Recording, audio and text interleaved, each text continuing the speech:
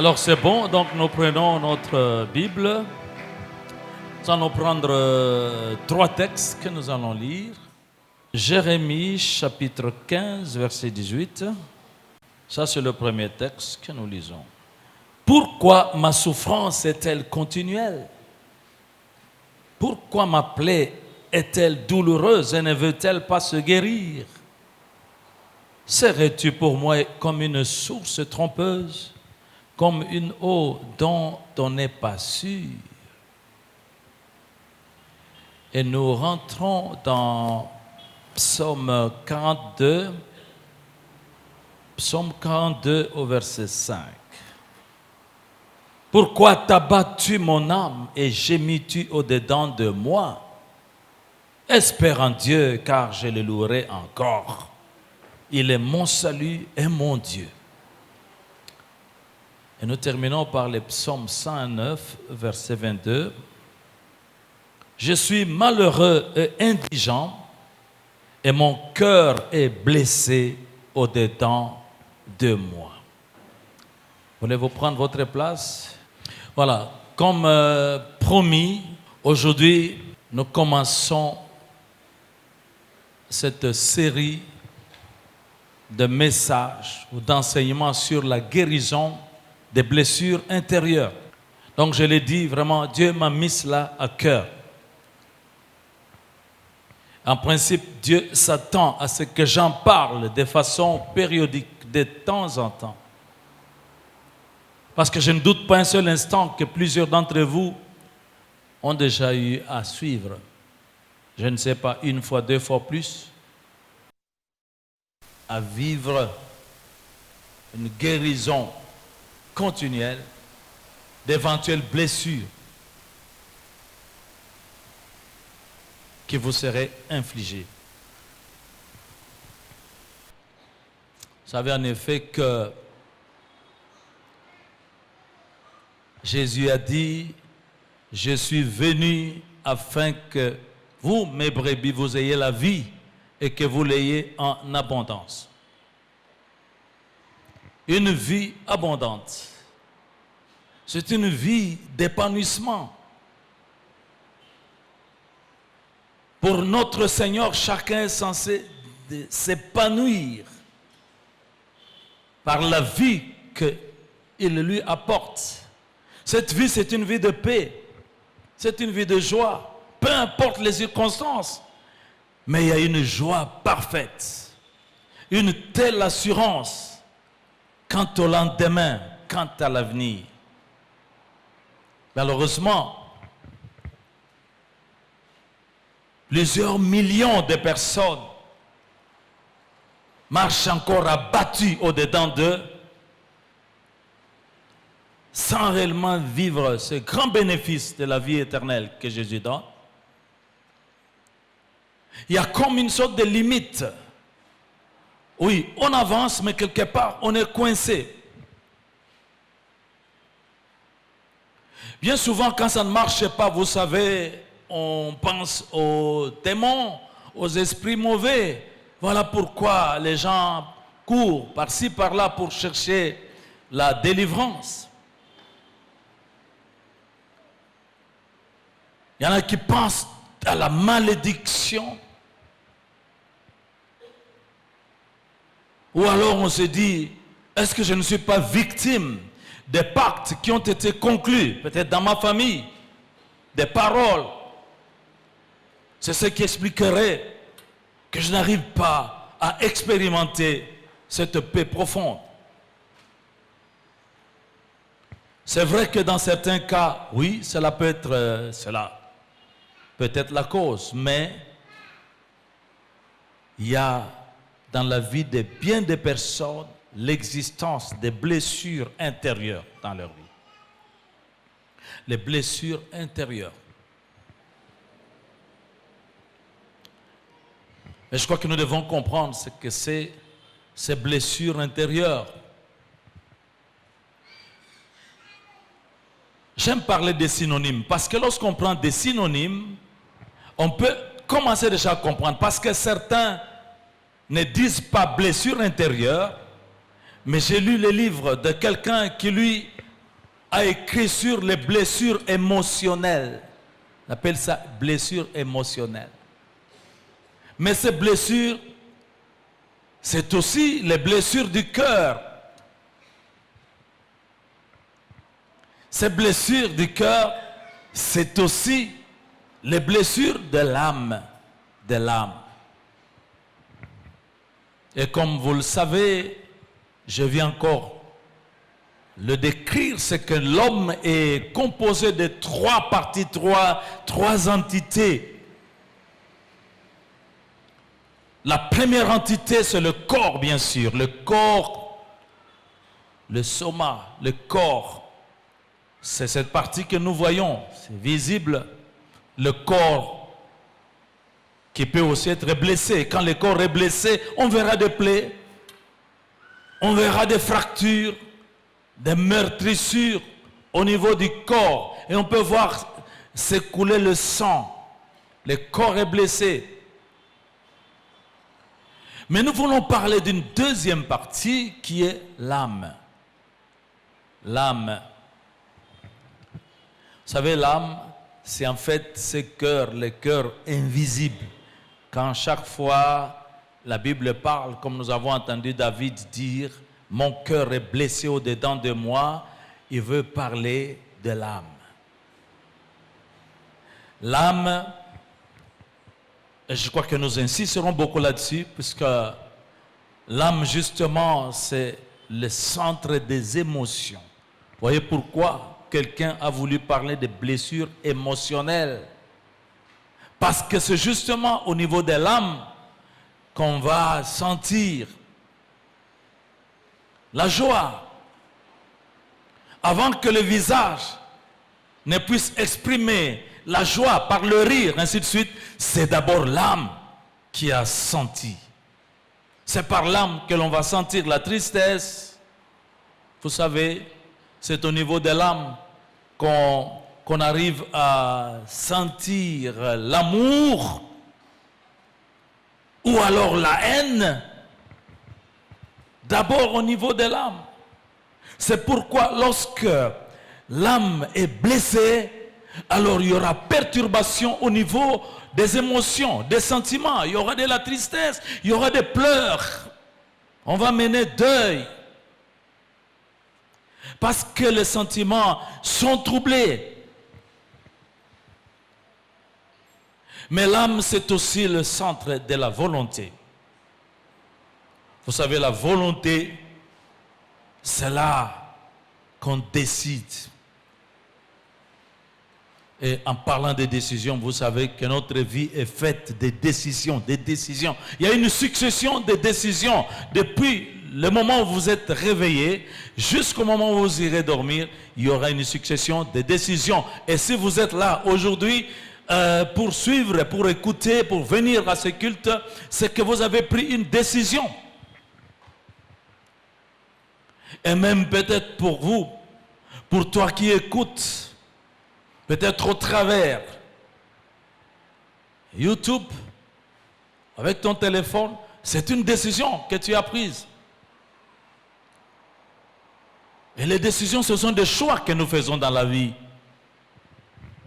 Mais quand l'âme est blessée, justement, eh bien, on va prendre des mauvaises décisions. On fait des mauvais choix. C'est ce qui peut expliquer la débâcle dans la vie de certaines personnes. Ils ont fait des mauvais choix, l'âme étant blessée. Mais l'âme, c'est aussi le centre de la pensée, de l'intelligence. C'est là-bas qu'on réfléchit. Il est tellement important, vous savez, de bien réfléchir dans la vie. Salomon n'a-t-il pas dit que celui qui réfléchit sur les choses prend le chemin de la vie? Quand une personne est blessée dans son âme, dans son cœur, la réflexion aussi peut être perturbée. On ne réfléchit plus bien.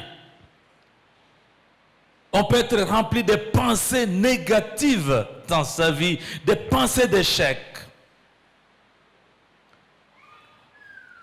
du pessimisme.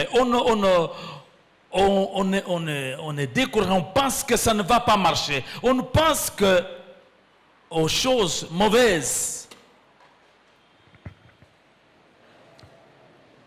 Voilà ce que les blessures peuvent faire. Ils agissent au niveau justement de la pensée. L'intelligence même peut être affectée. Donc vous voyez, il y a l'esprit qui est la troisième entité. Il n'y a que l'homme qui a l'esprit.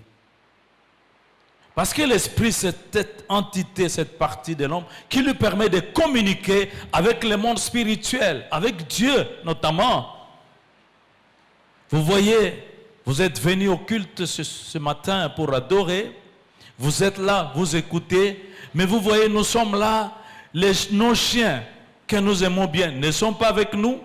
Ni les chats, ni les moutons, ni les vaches. Parce qu'ils n'ont pas l'esprit. Mais au moins l'homme peut communiquer avec Dieu. Et dans le cadre des blessures intérieures, l'esprit peut aussi être affecté. Alors, chers amis, vous voyez maintenant les blessures intérieures, les blessures du cœur, les blessures de l'âme sont allées jusqu'à affecter l'attitude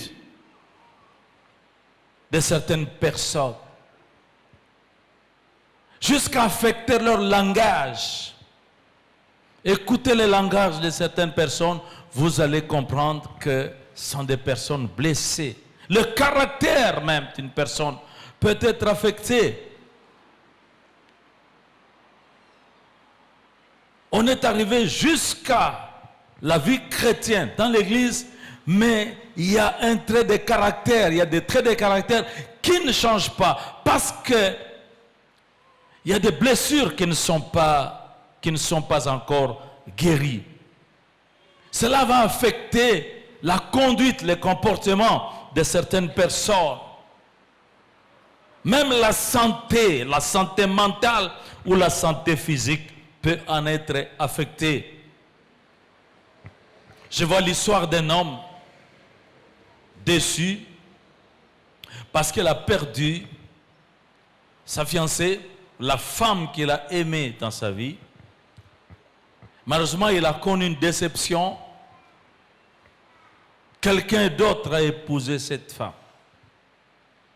Et cet homme, dans sa déception, profondément troublé, cet homme est devenu pratiquement, comme on dit, un psychopathe, c'est-à-dire il était devenu dangereux au point qu'il est allé jusqu'à tuer. C'était devenu un criminel. En fait, la cause, c'est la blessure qu'il a reçue.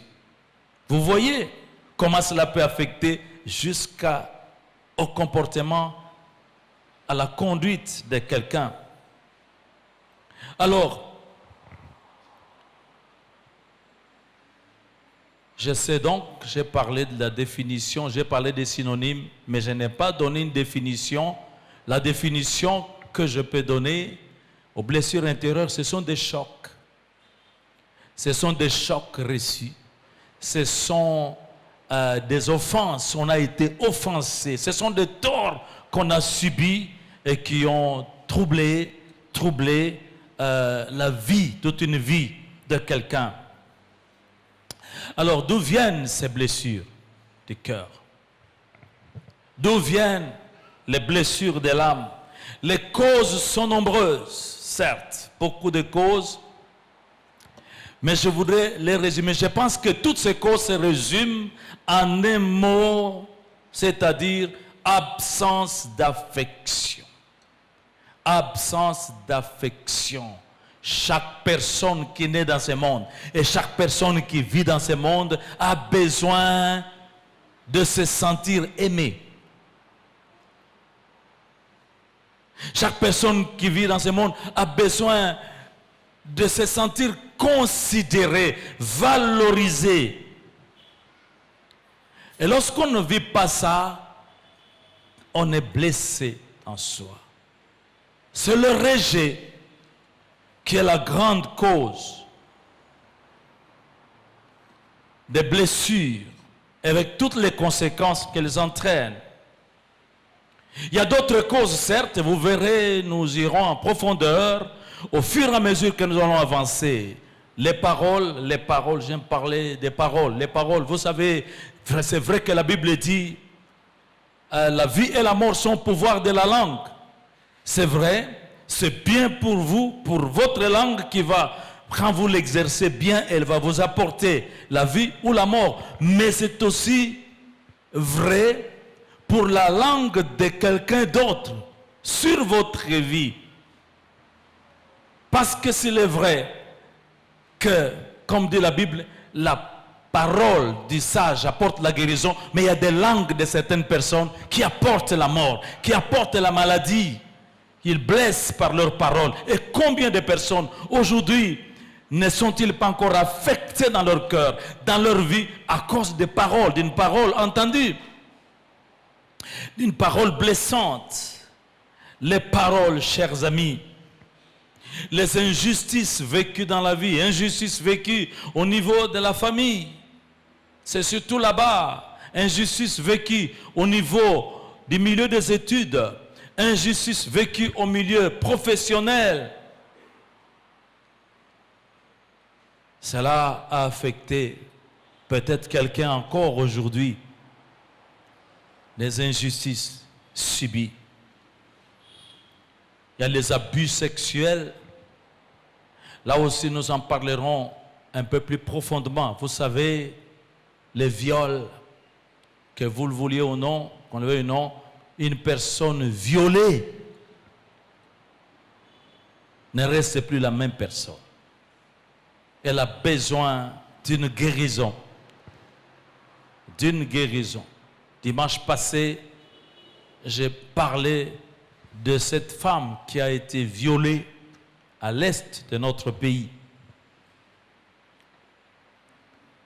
Et vous voyez, malgré qu'on prenait cette femme en charge par des ONG, par les hôpitaux, mais elle est restée blessée, elle ruminait la colère, la vengeance dans son cœur. Parce qu'elle a été abusée. L'inceste, les victimes d'inceste ne sont pas tranquilles. Et même les causeurs d'inceste peuvent vivre à ce sentiment de culpabilité. Vous savez, nous parlerons beaucoup des causes. Des mauvaises nouvelles, la perte d'un proche, ça peut blesser, laisser une blessure dans le cœur de quelqu'un. Mais ce que je voudrais dire maintenant, c'est qui est victime, qui peut être blessé. C'est toutes les catégories de personnes, toutes les catégories de personnes. Depuis cet enfant qui est dans le ventre de sa mère, vous savez, scientifiquement, il est prouvé que cet enfant qui est dans le ventre de sa mère, la médecine va appeler cela fœtus, ou c'est pas moi, embryon, mais pour Dieu, c'est déjà une personne, un homme.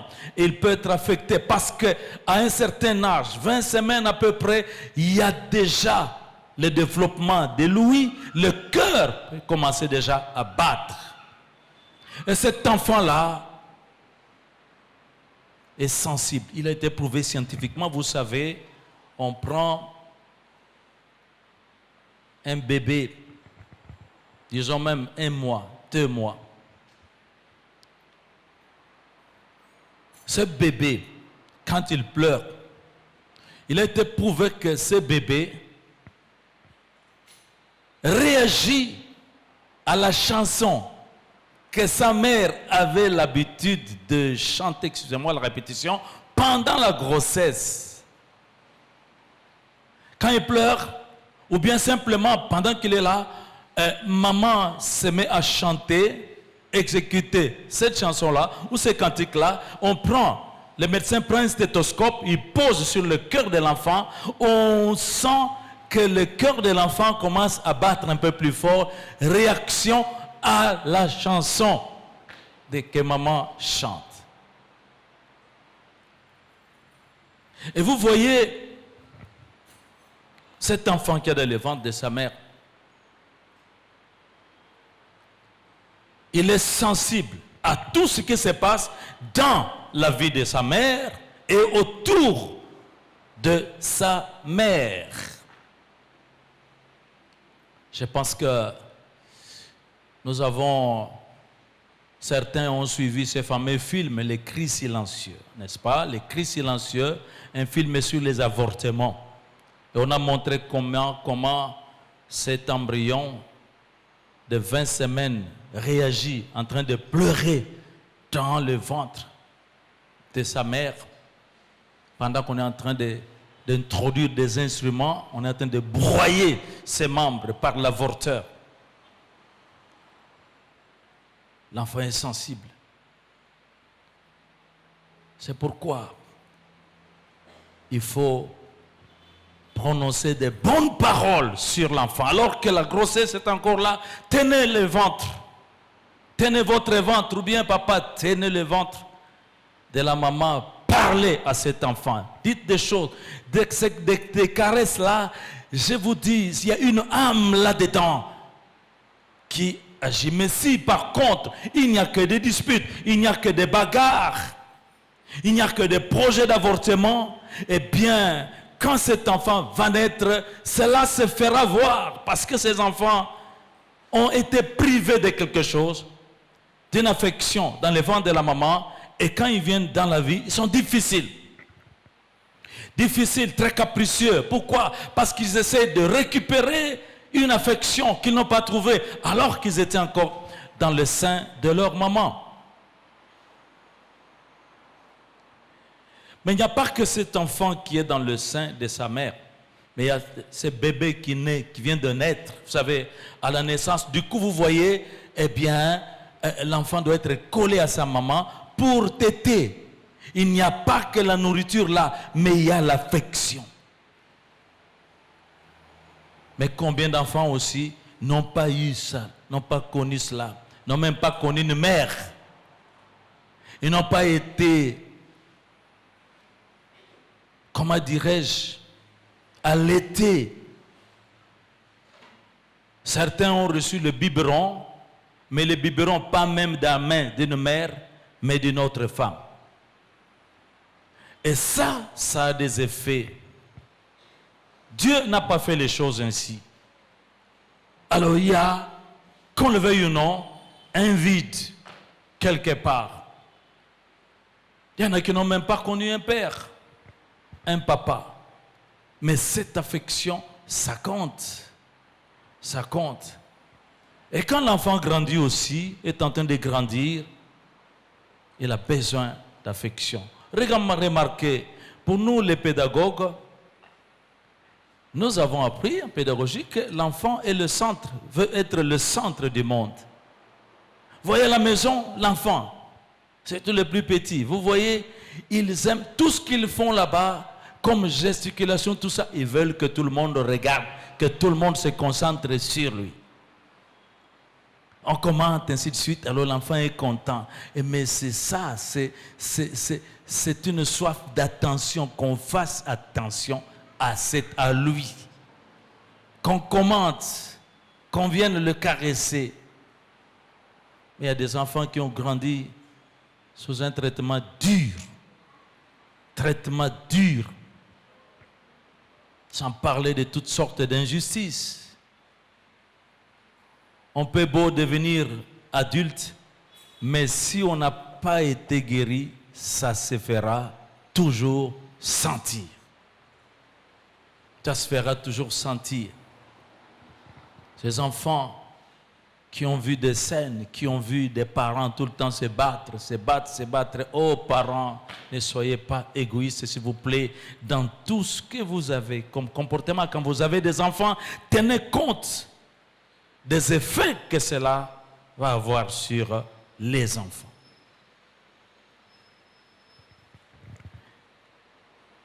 Les jeunes sont concernés, la jeunesse.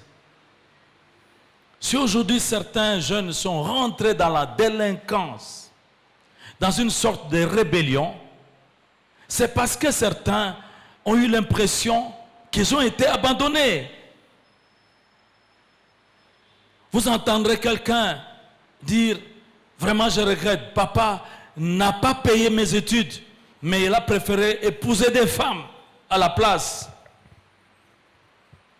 Épouser des femmes, j'ai raté, j'aurais voulu étudier, j'aurais voulu faire l'université, mais papa c'est un soulard, un ivrogne. Il y a des jeunes qui n'ont même pas une notion d'un papa, d'un père. C'est un vide dans leur éducation. C'est bien de dire des commentaires négatifs sur tous ces enfants de la rue, mais ce sont des enfants blessés. Ils recherchent l'amour. Pour ceux qui vont dans notre centre là-bas, qui côtoient nos enfants qui sont au centre là, quand ces enfants voient venir 2 fois, 3 fois une personne qui leur fait du bien, je vous dis, quand on arrive là-bas, il faut bien se tenir parce que quand ils viennent vous embrasser, ils sautent sur vous et ils vous entourent, ils sont en train de vous caresser, ils disent des choses. C'est un problème quand nous arrivons avec maman. Ça leur manque, ça leur a manqué. Ils veulent être félicités, ils veulent être encouragés. Oh mon Dieu, nous avons aujourd'hui une génération de jeunes, surtout ceux qui conduisent. Vous voyez, nous qui conduisons, je vous dis, vous ne pouvez pas comprendre comment plusieurs personnes qui sont au volant, des jeunes, aucune notion de respect, rien du tout. Ils peuvent vous insulter, vous insultent, ils crient sur vous, mais parce qu'ils n'ont pas eu ça. Ils n'ont pas eu ça. Ils n'ont pas peur de papa. Papa, qu'est-ce que c'est papa pour lui? Rien du tout. Ils sont blessés, ils ont besoin de guérison. De guérison. De guérison. C'est pour ça que nous sommes là. Bien-aimés, j'annonce un temps de guérison. Je vous dis, j'annonce des grands moments de guérison. Une guérison profonde, une guérison totale.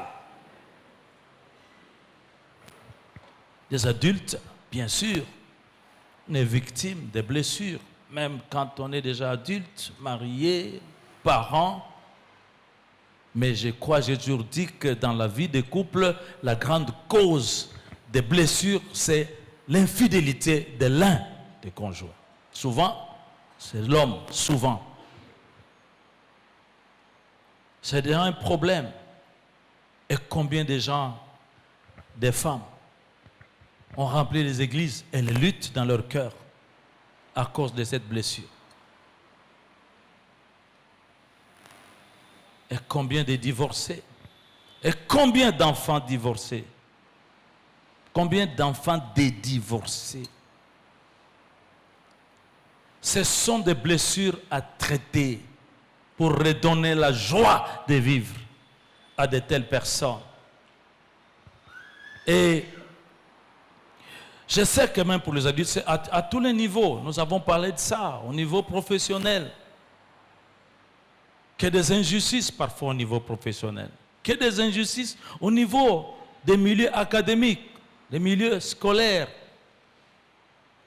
Qu'est-ce que les gens retiennent après qu'ils ont été victimes de telles injustices? Mais vous savez, qui sont les victimes? Les païens, bien sûr, ce sont des victimes, parmi les gens qui ne connaissent même pas Jésus-Christ, mais parmi les chrétiens, c'est plein de blessures. Oh, si je peux prendre mon stéthoscope spirituel, placer sur le cœur de chacun ici, ou alors projeter cela comme une échographie cardiaque spirituelle, vous allez voir des choses.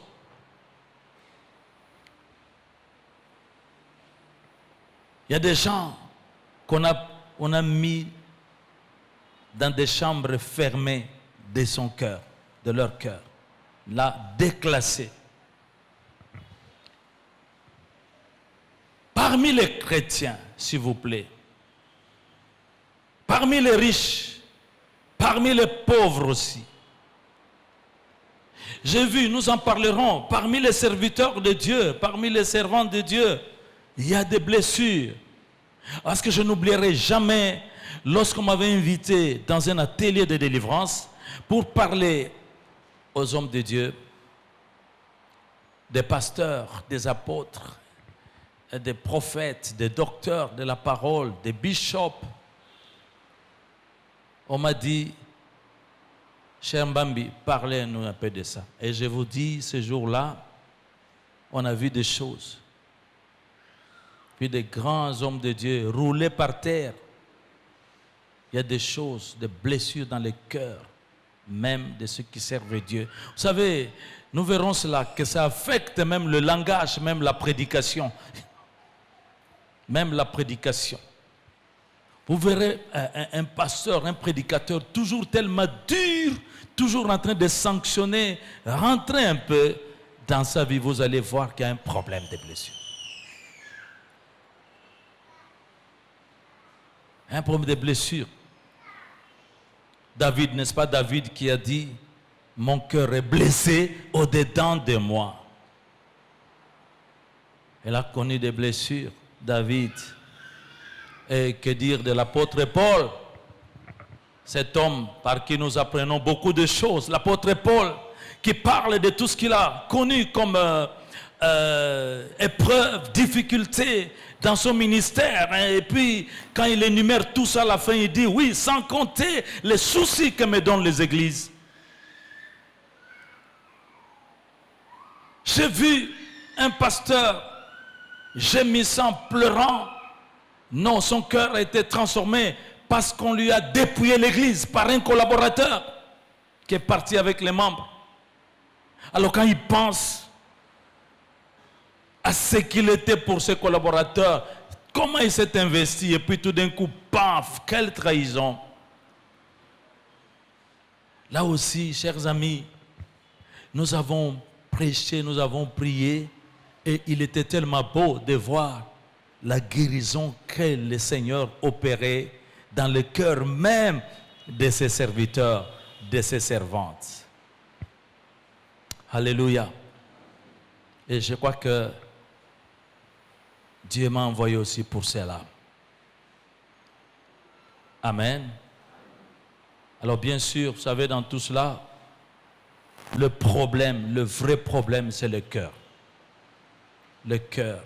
Est-ce qu'on peut prendre la main droite et toucher son cœur? Est-ce que tu peux dire mon cœur? Mon cœur. Garde la main là, sur le cœur. J'aime bien cette parole du sage Salomon qui dit: garde ton cœur plus que toute autre chose, car de lui viennent les sources de la vie. Garde ton cœur plus que toute autre chose. Écoute-moi, moi je m'appelle Mbambi. Et toi, comment tu t'appelles? Maintenant, tu vas parler à toi-même en gardant la main sur le cœur. Et tu t'appelles. Moi, je vais dire Mbambi, garde ton cœur plus que tout. Toi, tu diras aussi ton nom. On y va. 1, 2, 3. Mbambi. Garde ton cœur plus que toute autre chose, car de lui viennent les sources de la vie. Amen. Merci. Dieu est Dieu, c'est pourquoi lui-même il a bien gardé le cœur. C'est pourquoi il a mis le cœur dans une maison bien construite avec des os solides, avec des muscles, des tendons, tout ce que vous voulez. Il a placé le cœur là-dedans pour le protéger des chocs de la vie. C'est un enseignement. La nature nous enseigne. Le cœur, c'est le centre de la vie. Vous voyez? Parce que c'est le cœur qui va pomper le sang. Il reçoit le sang. Il pompe le sang au niveau de tous les organes, toutes les parties du corps. Et les parties du corps vivent. Le cœur, je dis souvent, c'est ce moteur qui a commencé à fonctionner, qui a démarré alors que tu es encore dans le ventre de ta mère. Et quand il s'arrêtera, ce sera terminé pour toi. Mais tant qu'il bat, garde-le bien. Parce que si tu ne le gardes pas bien, la vie peut être abrégée. Ou le cœur tombe malade. Garde ton cœur plus que toute autre chose. Le cœur est sensible au choc. Le cœur est sensible aux paroles. Le cœur est sensible à toutes ces mauvaises nouvelles. Et lorsque le cœur est touché, la vie est affectée. C'est pourquoi beaucoup de gens sont bousculés dans leurs sentiments. C'est pourquoi aujourd'hui, il y a la peur du lendemain. Il y a l'incertitude du lendemain dans la vie de certaines personnes. Il y a comme une crainte de jugement. Il y a un sentiment de rejet. Il y a la colère. Et il y a un sentiment de vengeance. Quelque chose ne va pas. Le cœur est malade, le cœur est blessé. Ce cœur a besoin du traitement. Et je vais parler du traitement. Mais je ne te surprendrai pas. Je te dis, pour commencer, déjà, qu'il n'y a pas de remède. Il n'y a pas de traitement. Vous pouvez partir aux États-Unis où la médecine est au top. La médecine est limitée dans des choses dont je parle ici. Les médecins ne sauront pas. On va faire venir des psychologues, des psychanalystes, ainsi de suite. Oh mon Dieu. Des psychiatres. Ils sont limités. Ils sont coincés. Ils ne peuvent pas. Alléluia. Raison pour laquelle, bien que je sois de formation médicale, je peux vous dire la vérité. J'ai pu passer 14 années, rien que pour apprendre la médecine. J'ai appliqué, j'ai compris pourquoi Dieu m'a demandé de parler de ces choses. Parce qu'il m'a dit, là, vous les médecins, vous n'avez pas la réponse. Vous allez donner des calmants aux gens et vous les rendez esclaves de ces calmants. Savez-vous qu'il y a quelqu'un ici qui ne peut pas dormir s'il ne prend pas quelques comprimés? Mais il y a un seul qui peut guérir, c'est Jésus-Christ. Le Seigneur Jésus-Christ.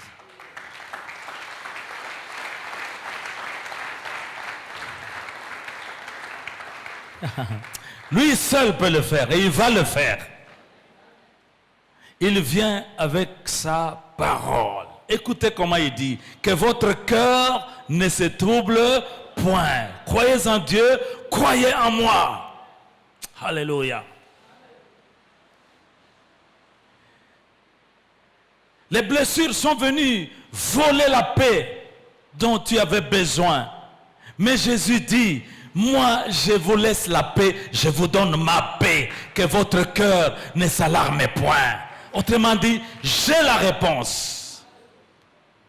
Sa réponse c'est sa parole. Et il envoie sa parole et sa parole guérit. Ouvre bien ton oreille pendant ces temps-ci. Parce que sa parole va apporter la guérison. Sa parole va apporter la transformation. Sa parole va changer les choses. Enfin, tu pourras jouir de la vie que Jésus donne. Oh mon Dieu. Jésus vient avec l'amour, son amour. J'ai l'habitude de dire que l'amour triomphe de tout. L'amour triomphe de tout. Bon Dieu, quand on a énuméré les armes spirituelles, pourquoi est-ce qu'on a oublié d'écrire l'amour? L'amour triomphe de tout. Écoutez ce que Jésus dit. Car Dieu a tant aimé le monde. Car Dieu a tant aimé les hommes. Vous, toi, qu'il a donné son Fils unique à la croix, afin que quiconque croit en lui, si tu crois en lui, tu ne périsses point, mais que tu reçoives la vie éternelle. La vie abondante que Jésus est venu apporter. Ça vaut la peine. Ça vaut la peine. Oh mon Dieu, j'aime Jésus. Il a été blessé à la croix. À la croix, il a été insulté. À la croix, on s'est moqué de lui. Toi, qui connais des moqueries, laisse-moi te dire que Jésus a connu les moqueries au top. Jésus, on a craché sur lui. Quelqu'un a déjà craché sur toi? Jésus a été humilié. Je parle à toi qui es humilié. Jésus a été humilié. Jésus a été blessé. Partout. On l'a cloué à la croix. Il a été blessé. La couronne d'épines. Son corps a été meurtri.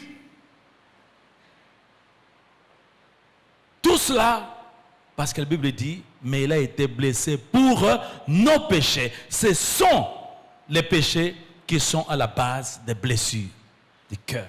Mais il a été blessé pour ça. Mais il a porté cela, ses souffrances, ses douleurs. Il a été rejeté par les siens. Il a été trahi, vendu. Quelqu'un est trahi, quelqu'un est vendu. Jésus a porté tout cela. Il a vécu cela. Mais écoute-moi, avant de mourir, il a pu dire pour tous ces gens-là, Père, pardonne-leur, car ils ne savent pas ce qu'ils font. Père, pardonne-leur. Ah, le mot pardon, c'est un mot comme ça. Pardon. Il est court, il est petit, mais qu'il peut être difficile à accorder. J'ai dit, je ne juge pas. Je ne suis jamais pressé de juger. Je ne juge pas les gens. Il faut d'abord écouter quelqu'un avant de le juger. De trouver qu'il est méchant. Écoutez. Quand vous écoutez, vous allez comprendre qu'il y a des pardons difficiles à accorder. Quand quelqu'un s'assoit et réalise que le bourreau de sa vie est toujours là,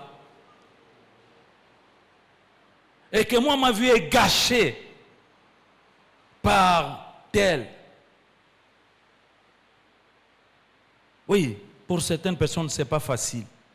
Laisse-moi te dire, tu peux encore avoir l'aide du Seigneur Jésus-Christ.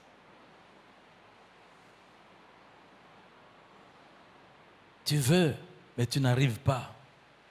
Jésus est là. C'est tout ce que tu veux, parce que tu veux, parce que tu as l'intention. Dis au Seigneur, demande aussi simplement que cela, Seigneur, aide-moi à pardonner. Il va le faire, il va aider. Soyons seulement sincères, il va aider. Parce que c'est après le pardon qu'il a pu dire, tout est accompli. Ça, c'est le cri de victoire. Le cri de victoire de Jésus n'est pas venu après la résurrection. Non, il est venu à la croix. C'est là qu'il a dit, tout est accompli. Quelque chose doit se faire, se passer dans ta vie, alors même que tu as subi, que tu subis. C'est le temps de pouvoir pardonner, accorder les pardons, recevoir aussi les pardons et l'accorder, parce que les changements arrivent. La guérison arrive. La joie arrive. La vraie paix arrive. Est-ce que nous pouvons acclamer Jésus pour cela?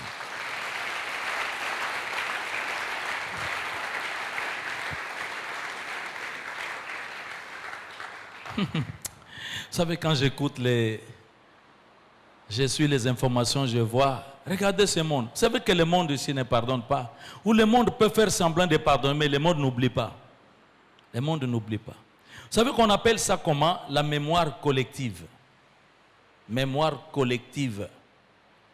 Et j'entends des hommes d'État qui disent, oui, nous pardonnons, mais nous n'oublions pas. Nous gardons le souvenir. Pardonner, oui, mais nous n'oublions pas. Mais nous avons un Dieu qui pardonne et qui oublie. Quand on n'a pas oublié, on peut ressentir encore quelque chose. Jésus peut le faire, il veut le faire. C'est pourquoi aujourd'hui, voici la parole du Seigneur. Mon ami, venez à moi. Il dit, venez à moi, vous tous qui êtes blessés, venez à moi. Il dit, je vais vous guérir. Je vais vous donner du repos. Il a parlé du repos pour vos âmes blessées. Il a dit, l'Esprit du Seigneur m'a oint, il m'a envoyé pour annoncer, pour guérir ceux qui ont le cœur blessé, qui ont le cœur brisé. Cela peut encore se faire. Voici ce que dit ma Bible, Psaume 147, verset 3. Psaume 147, verset 3. Il guérit ceux qui ont le cœur brisé, blessé, et ils pensent leurs blessures. Ils pensent leurs blessures. Donc, le Seigneur est avec nous, il est là, et il veut guérir. Nous avons nos yeux fermés, s'il vous plaît, nos têtes inclinées. Y a-t-il un besoin de guérison? Oh Seigneur, je désire être guéri. C'est plus fort que moi, viens m'aider, Seigneur. Au stade où je suis arrivé, il faut que je sois guéri, que je me libère. Est-ce que tu es là? Mon ami, voici un merveilleux moment de guérison. Je vais te demander, toi qui as ce besoin de guérison, je vais te dire ceci, je vais m'associer aussi à toi pour que nous puissions prier, pour demander cela au Seigneur. Et il va le faire. Là où tu es, si tu sens ce besoin, s'il te plaît, mets-toi debout. Ne viens pas ici devant, mais mets-toi seulement debout là où tu es. Lève-toi et nous allons prier ensemble. Et quelque chose se passe. Merci, lève-toi, lève-toi, lève-toi, lève-toi, lève-toi.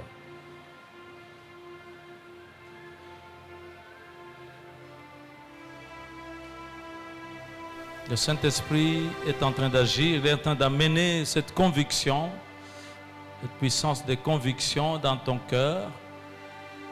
Et je vois, vous êtes tellement nombreux, n'hésite pas. Je pense que si Dieu m'a demandé de parler de ces choses à un moment comme celui-ci, c'est qu'il a déjà programmé aussi la guérison. Je vois une porte qui va s'ouvrir, une porte qui était fermée parce que la plaie était encore là, mais la porte va s'ouvrir. Je vois enfin la vie retrouver son sens chez quelqu'un parce que c'est aujourd'hui, parce que tu décides, parce que tu as ce besoin. Ce que tu demandes, le Seigneur va te l'accorder. Ouvre tes mains, parle-lui déjà pour lui dire, Seigneur, guéris-moi. Mais aide-moi à pardonner. Tu sais, la personne peut être morte déjà. Pardonne. C'est toi qui as besoin de guérison. Quelque chose se passe. Père Céleste, voici tes brebis, tes enfants.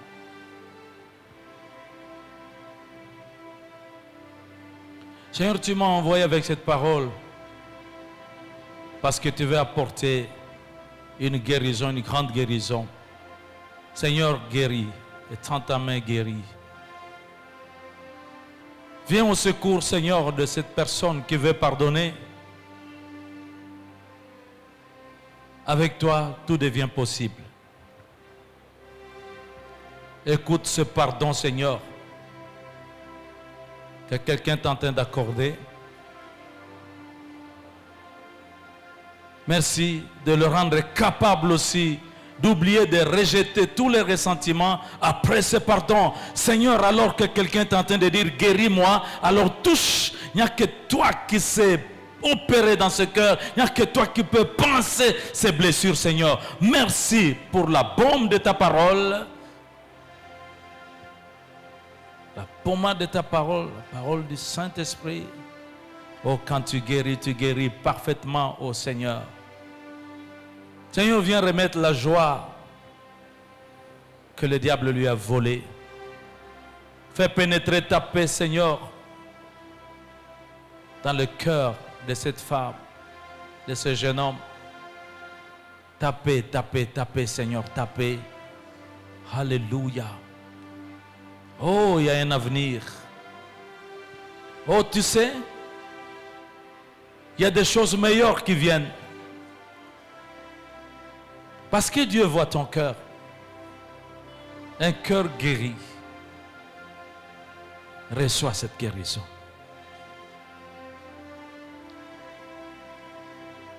Et touche. Reçois la joie à la place de la tristesse. Tu vas expérimenter enfin la joie que le Saint-Esprit donne. Alléluia. Il n'y a que toi qui peux le faire. Nous te disons merci pour cela. Jéhovah Rapha, au nom de Jésus. Et nous disons merci Seigneur Jésus. Amen. Soyez tous bénis, soyez tous guéris. Alléluia. Gloire au Seigneur.